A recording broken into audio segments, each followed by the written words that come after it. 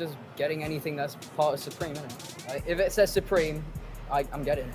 Fucking hell. I don't even care if I'm getting a fucking tape measure. My name is Emil Kulis. I am the owner of Juice Studios, a streetwear store in Manchester, and I'm also a marketing manager for a clothing brand called 17 London. I lost complete control, I need to know what heats the tank, fuels the fire, cool design, keeps the bank from reaching back.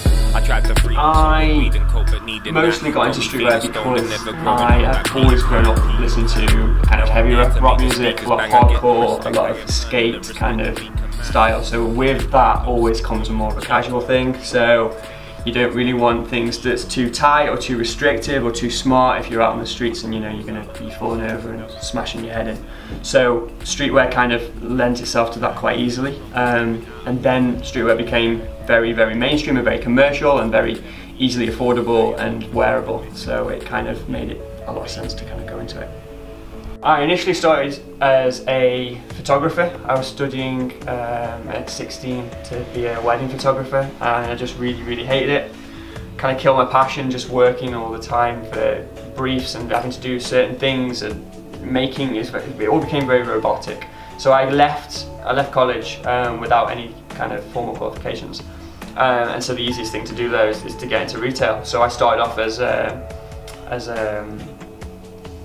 a retail host in Alton Towers, selling African teddy bears, little pandas and whatever. Did that for a season, became a team leader that way, and then moved on to the high street. Worked in high street for about 3 years, became a store manager. Used to work in like low-end value fashion, so lots of kind of H&M's and Mark 1s and those kind of businesses. And then moved into wholesale, so selling the product direct to stores. So I looked after a brand called Cheap Monday, which is a Swedish company. I looked after their distribution for the UK and Ireland. So it's to sell products to stores like Urban Outfitters and ASOS and Fort Asylum and those kind of retailers.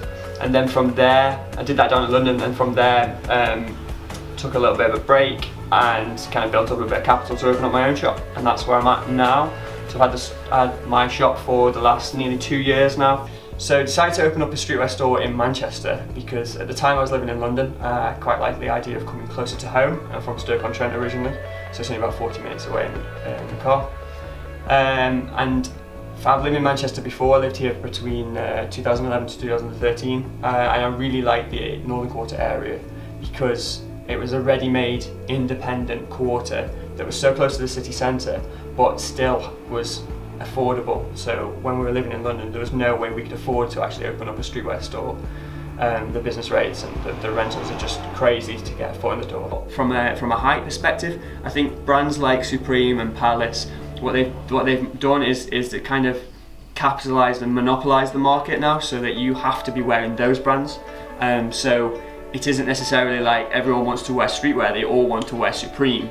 And so when these 14, these 15-year-old kids who are kind of seeing their very famous influencer, I guess, they're wearing Supreme, they want to cop that. That's what they want. Like, if it says Supreme, I'm getting it.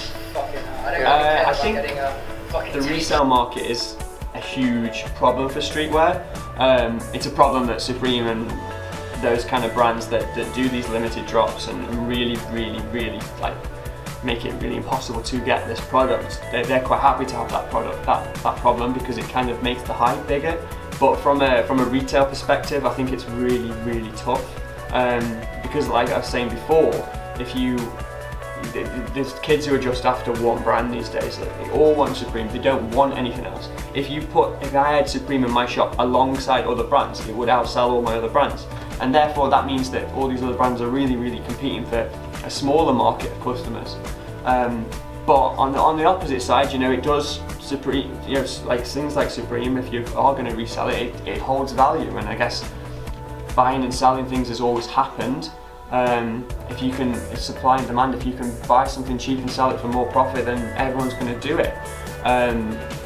So, you know, there's part of me that kind of thinks maybe I should be doing that, as much as it kind of goes against all my morals and all the kind of real reasons why streetwear is what it is. You kind of think, well, you know, at the end of the day, if that's what the market wants, that's what the market wants. So maybe I should be putting Supreme t-shirts in my store. I don't know, not sure.